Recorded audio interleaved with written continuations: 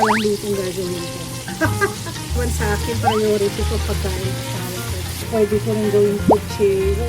Nagtitray pa nga siya ng natin. Sana matuyo to, no? Lalagay sa baho. Palalambutin ko. Kaya mo na nga lahat. Para may gulay ang asawa ko. Sarap-sarap. Diba?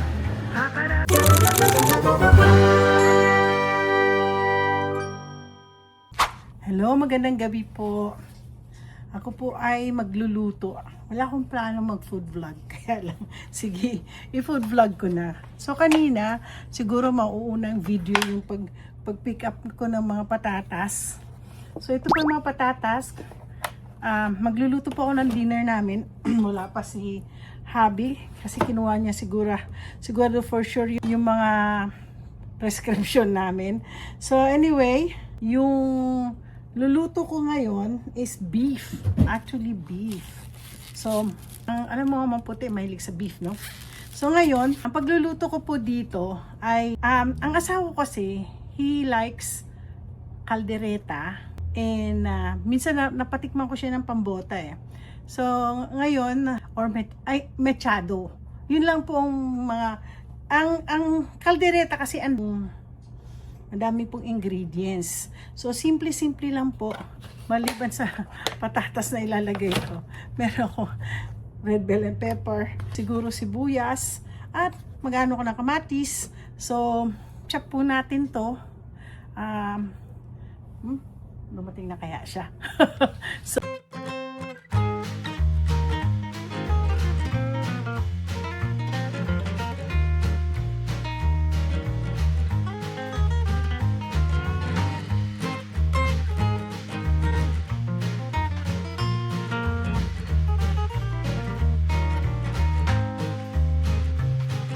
una po chop-chopin ang potatoes. Lagay tayo ng konti lang po. Konti lang po ang aking lulutuin. Ay, lagyan na lang natin yan. Lagyan natin ng konti. So, madami po ako na-chop na marami po akong na-chop na baka, pero hindi ho lahat yan iluluto ko. Siguro kalahati lang. Tayin po natin uminit. Okay, lalagyan na natin ng, alam nyo, kanina ba kausap ko yung mga kachat ko para masarap daw ang patatas sa nilagang baka. So ngayon ang gagawin ko, gagawa po ako ng luto ngayon.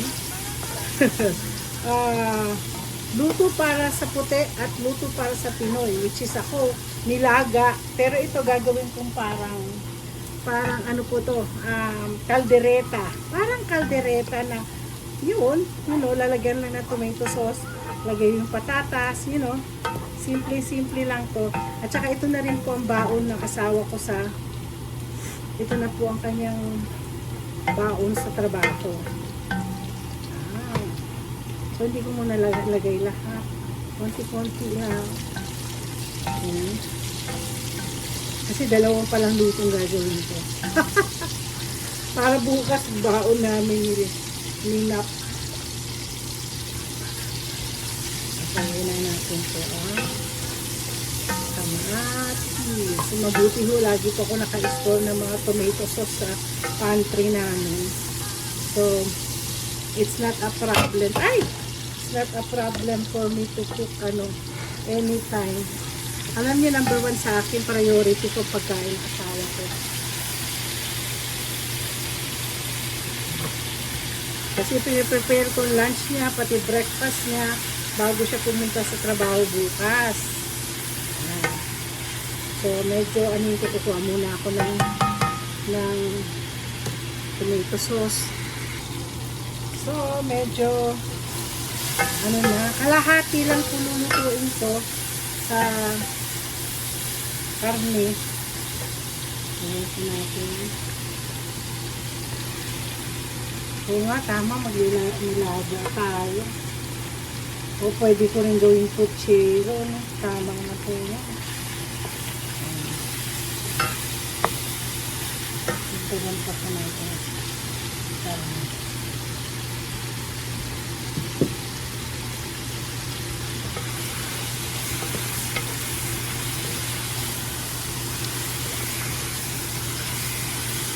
Alam nyo, gustong-gusto ng asawa ko lasa ng caldereta at saka mechado. Kaya pag pumunta ko sa Filipino store, kung may mechado, okay lang, kinakain niya. Wag lang magkaroon ng soy sauce. Kaya lang, alam niyo, delikado ng asawa ko. Ma-allergy po siya sa dairy at saka sa soy sauce. So, ang nangyayari po, ako na lang mismo talagang, alam niyo, minsan nagtitrade pa nga siya ng, kahapon yata o kahapon na nagda-drive ako. Sabi niya gusto niya ng, ng ravioli. So, gagawa po ako ng ravioli from the scratch. Siguro sa weekend na kasi wala po ang time. Alam niyo, busy rin po ako. Magde-deadline na po ang corporate taxes sa September 15. So, ngayong araw, kahapon, Tuesday, kahapon nagsipag drop off na yung mga ibang corporate. May 22 pa po akong gagawin corporate taxes. Ngayon, yung mga client ko na kahapon nag-drop off. Ngayon, kanina may nag-email. Yun yung may mga cannabis business. Anyway, meron na naman kung pumapasok na bagong client. Kakausapin ko yung bookkeeper niya kasi malaking business din siya. So, pakakausap niya sa akin. At ayaw na niya doon sa gumagawa ng tax niya sa akin nila. Half Filipino, half white yung girlfriend niya, yung nag-drop off ng papers niya, na puti, na dating co-worker ng asawa ko. Nakakatuwa yung mga connection. kaya po busy pa rin po si Tita Mariton. So, ilalagay na po natin ang sabaw. Palalambutin po natin ito. Palalambutin natin. Sana yung takip niya.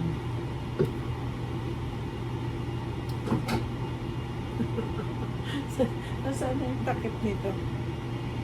Okay guys.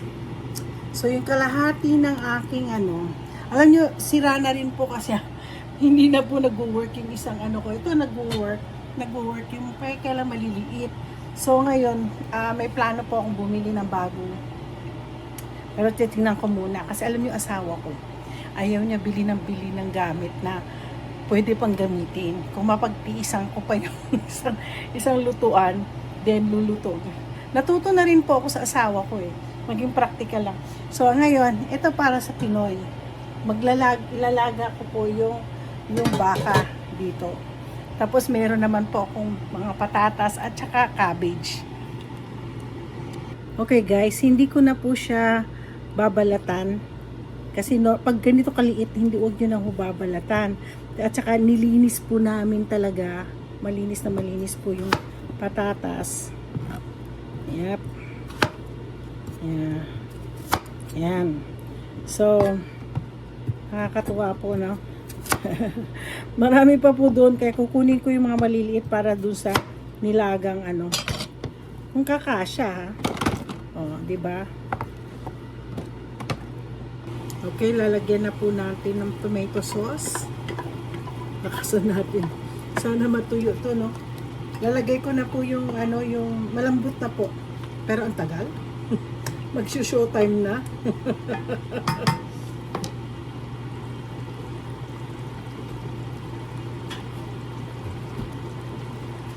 Lalagyan na po natin ng patatas. So, yung patatas, patatas galing sa garden. Alam nyo, ang ganda po ng feeling talaga na yung galing sa garden mo, na pinagpaguran nyo. Alam mo, credit to Lucci. Hindi ko naman kukunin ang credit, nakikinig si Lucci sa akin, so si Lucci nagtanim. Ako nagturo ko, si Lucci nagtanim. Sasara natin yan. Mabilis po lumambot ang gulay kapag tinakpan nyo. Okay, check natin kung malambot na yung ating patatas.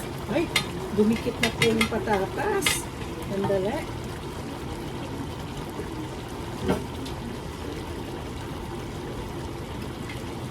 Ayan.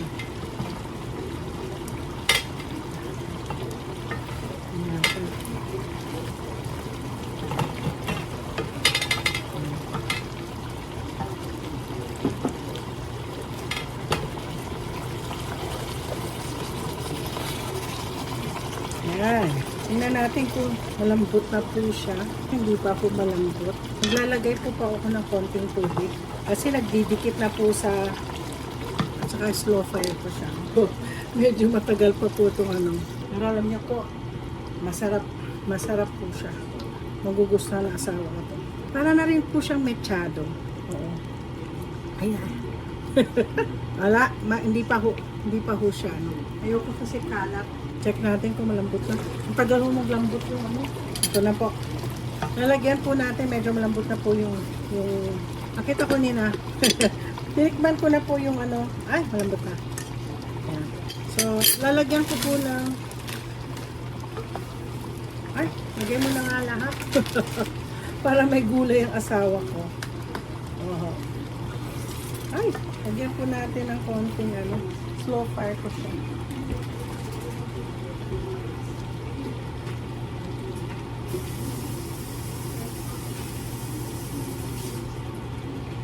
Lalagyan po natin ng konti para hindi magdikit-dikit po yung karne tsaka yung patatas sa lagyan ko lang ng konti. Oh, di ba? Masos-sos. Saucy siya, oh. Yan. Yeah. Kakain na po si Mr. Alam niyo to, ilalagay ko po to sa freezer. Para pag ready na po ako ulit magluluto ng mga ganitong klaseng pagkain. Ayan. Hilig po ako mag-store ng mga ganyan. Tapos i-store ko lang sa ano, sa freezer. Ayan natin. Malambot. Alam mo, yung mga ganitong patatas, yukon, mabilis po siyang maluto. So in a bit, pakakainin ko na yung asawa ko.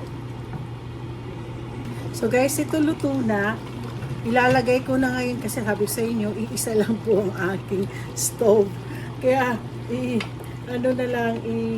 iuurong ko to. Ngayon guys, ito naman nilulutuin ko ang nilagang baka. Pero matagal pa ho yan bago ko maiano. So ito yung tinatawag kong pagkain ni puti, pagkain ni Pinay.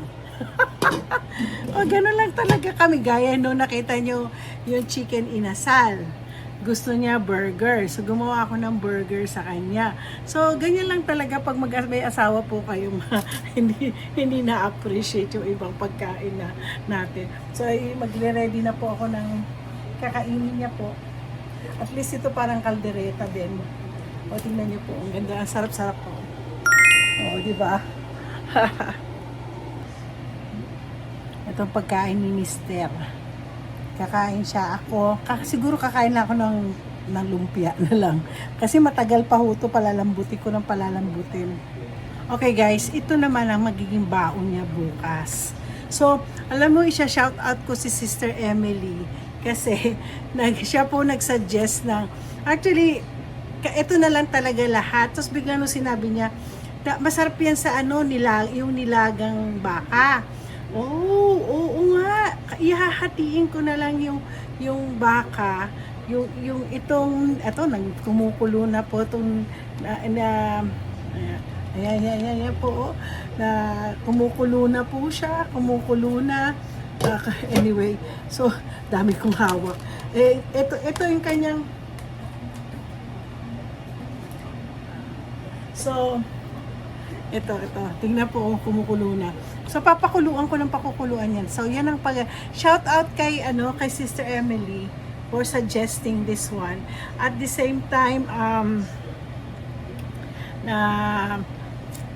shout out kay BFF Mayan. Sabi daw niya sa akin lang daw siya nakakakuha ng idea kung anong lulutuin nila. So shout out sa akin, sa lahat ng peg loyalist at mga team kuyaters. Okay guys, malambot na. Tagal nga lang talaga yung palambutin. So, ito lang pong ingredients ng nilaga ko is yung aking patatas. Yan. Okay guys, malambot na po ang patatas kahit po ganitong bilog niya, malambot na malambot. Naalala ko, yung mga maliliit na ganyan, kung kukunin ko bukas. Tapos, ang mami ko nung araw, pinakuluan lang niya. Tapos, after that, inano niya sa garlic yung patatas. Ang sarap po. So, ito lang po ang natin. Salamat Sister Emily for reminding me na masarap po itong baka na to, tsaka patatas. Sa itong dish na to si Sister Emily kasi nag-suggest. So shout out uli kay BFF Mayan. Ayan po ang aking ulam for tomorrow. Yan ang ulam na namin. Hindi na po ako magluluto. Ay, hindi pala, bukas magluluto pa rin ako. Dahil marami po akong talong. Tapos madami din po akong cucumber. I-cut ko na yung mga cucumber. So, anyways, maraming salamat po for watching my 2 cookings for one for puti and one for Pinay. Ganda pala ng aking title. So, ito po ang aming lunch for tomorrow. So, patikman natin ulit. Alam mo yung kahit kailan talaga masarap talaga ang nilaga. So, don't forget to like and subscribe. Bago pala lahat, magtanim na po kayo. Masarap pong kumain ng fresh na vegetable galing sa garden niyo. So, don't forget to like and subscribe. Pa, pa, pa, pa, pa, pa, pa, pa.